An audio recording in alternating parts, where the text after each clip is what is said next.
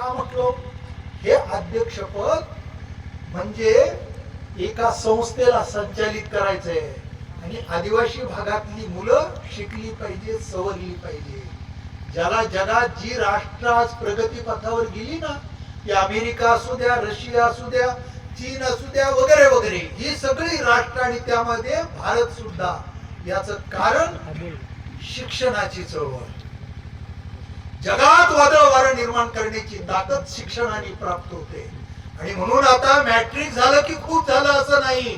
आता ग्रॅज्युएट होणं सुद्धा अपूर्णतेचं लक्षण आहे. आता पोस्ट ग्रॅज्युएट, डॉक्टर, होल्ड असे प्रबोधन करणारी माणसं असली पाहिजे, तेव्हा नेमकं प्रबोधन होतं. आता तुमच्या समोर जो प्रवचनकार बोलतोय ना, त्यानं विद्यापीठाची डॉक्टरेट पदवी मिळवली. हे तुमच्या लक्षात आहे का? आज प्रवचन तुमचं इथे आणि 4 दिवसांनी प्रवचन तुमचं इंग्लंडला. आणि मला कसं म्हणा आता काय करू? अरे अशी निळभळट मंडळी नाही. ताकद माझ्यामध्ये काय आहे हे आजमावण्याची ताकद.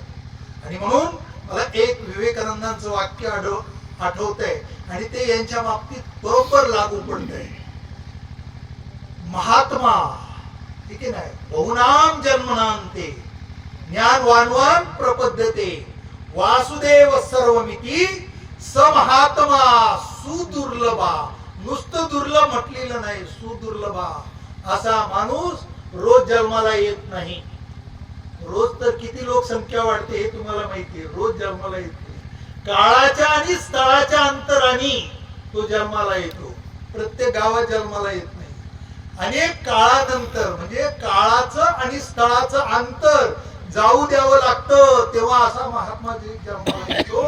आणि हा महात्मा या डोंगरदऱ्यांनी, निसर्ग किती जरी असला तरी अजून खूप की नाही उजडायला टाइम आहे. आणि ही प्रभात आणि हा सूर्यप्रकाश विकासाचा व्हावा म्हणून विकास केला. आता हा विकास जो आहे, या विकासाला 2 पैलू आहे. माणसाचा विकास जर करायचा असेल तर 2 पैलू आहे आणि त्या 2 पैलूचा विचार करायचा. आता मला एक गाडी दिसली, ते कुणाची, ते प्रचाराची, ठीक आहे ना. आपल्याला निवडणूक द्यायची ना, आता लोक निवडून द्यायची ना. कशासाठी निवडून द्यायची? कशासाठी? विकासासाठी, ठीक आहे. आपल्या गणाचा, आपल्या जेडपी विभागाचा विकास जर व्हायचा असेल तर त्या विभागात उभा असणारा माणूस योग्य आपल्याला निवडायचा आहे. कशासाठी? विकासासाठी. बघा विकासाची कशी सूत्र आहे. विकासासाठी जर माणूस निवडायचा असेल तर हा विकास भौतिक विकास. विकासाचा प्रकार एक भौतिक विकास आणि दुसरा नैतिक विकास. एक व्यक्ती विकास आणि दुसरा समाज विकास. एकानेच नाही मोठं व्हायचं, सगळ्यांना मोठं होता आलं पाहिजे. मग ते त्याच्यासाठी रस्ते पाहिजेत, अद्ययावत रस्ते, विविध संस्था पाहिजेत, निरनिराळे प्रकल्प शासनाने आदिवासी समाजासाठी केलेले, त्याची अंमलबजावणी, पैसा कायदा आपल्याला माहिती पाहिजे. आदिवासी समाजासाठी कोणकोणत्या सुविधा आहेत याचं एक बुकलेट मिळतं. प्रत्येकाच्या घरात असलं पाहिजे. छप्पर दुरुस्तीसाठी किती पैसे, ही या योजना कोण आणेल? तर या आदिवासी समाजाचा अभ्यास ज्याला आहे असं नेतृत्व निवडून गेलं पाहिजे आणि समाज विकसित झाला पाहिजे. म्हणजे भौतिक सुधारणा उपलब्ध केल्या दिल्या की माणसांचा विकास होतो, पण तो भौतिक विकासच होतो. आणि मग त्या विकासाचा फायदा माणसं घेऊ लागतात. आणि आलेली रक्कम आहे की नाही किती समाजापर्यंत जाईल याचा विचार करण्याऐवजी आपल्या खिशात किती जाईल याचा विचार करू लागतात. यासाठी साधू संत जो विकास करतात. काही लोक आम्हाला म्हणतात हे गाववर प्रवचन देऊन यांनी काय होतं, यांनी काय होतं, आम्ही रस्ते दुरुस्त करतो. आम्ही म्हटलं की तुम्ही रस्ते दुरुस्त करता, नक्की तुमची गावाला गरज आहे, कारण तो भौतिक विकास आहे. पण त्या रस्त्यावर चालणारा माणूस घडवण्याचं काम आम्ही करतोय आणि हे काम शिक्षक करतात. आलं लक्षात? म्हणून नुसतं राजकारण नाही केलं, राजकारणाला आपले अधिष्ठान दिलं आणि ते शिक्षणाचं अधिष्ठान दिलं. आणि म्हणून मी तर विचारत करत बसलो, मुंडे साहेब तुम्ही मला प्रवचन का संधी दिली? इथं तर फार मोठे रथी महारथी आले असते. पण त्यांनी लक्षात घेतलं की साहेबांनी शिक्षण क्षेत्रासाठी आपली हयात झिजवली ना, शिक्षण क्षेत्रातलाच माणूस इथे बोलवला पाहिजे. आणि मग आता व्यासपीठ मिळाल्यावर आम्ही संधीचं सोनं करायचं सोडत नाही, है की नाही? त्यामुळे हा नेमका विचार आपल्या समोर ठेवताना मला आनंद होतोय की ही जी भौतिक आणि नैतिक उन्नती कार्यकर्त्यांची जोपर्यंत होत नाही, गांधीजींचा पहिला नैतिक विकास झाला, आलं लक्षात? ते असे फिरत होते, गावोगावी जात होते आणि जाता जाता त्या गुजरात मध्ये एका डोंगर दऱ्यातल्या एका गावामध्ये गेले, आदिवासी भाग म्हणूया. आणि त्या भागात गेले त्यानंतर कार्यकर्ते पायी चालावं लागायचं ना, भूक लागली, तहान सुद्धा लागली, या घराच्या पुढे आपण पाणी पिऊया. रांजण दिसला त्यांना आणि त्यांनी हात मारले, कोण घरात असेल तर पाणी द्या आम्हाला. गांधीजी आणि पाणी मागतायत. आतून आवाज आला, बाबा बाहेर रांजण आहे आणि त्याच्यावरती ते मडकं पडलेले, त्यात त्यातून पाणी प्या. अरे आदिवासी समाज असा नसतो, स्वागत करणारे, अरे काय आमटी चिमटी काय असेल ना ती वाढणारी मंडळी आतूनच सांगते, ही बाई माऊली जरा बाहेर या ना. तेव्हा फार अडचण सांगितली तिने, तिला एकच लुगडं होतं, आलं का लक्षात? आणि तेच लुगडं वाळवायचं आणि पिळायचं आणि तेच नेसायचं.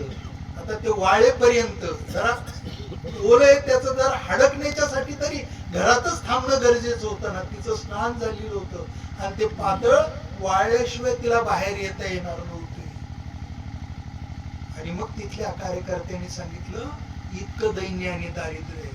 गांधीजी सूट बुटात होते, ते बॅरिस्टर होते, त्यांनी सूट बूट उतरवला, आलं लक्षात? आणि सामान्य माणूस, इतका वंचित या देशातला उपेक्षित माणूस असेल, ज्यांच्या मूलभूत गरजा सुद्धा भागल्या नाही, अन्न वस्त्र निवारा या गरजा, इतका देश जर माझा मागासलेला असेल तर या देशाला पुढे न्यायचं असेल तर सेवा आणि त्याग सिद्ध करावं लागेल.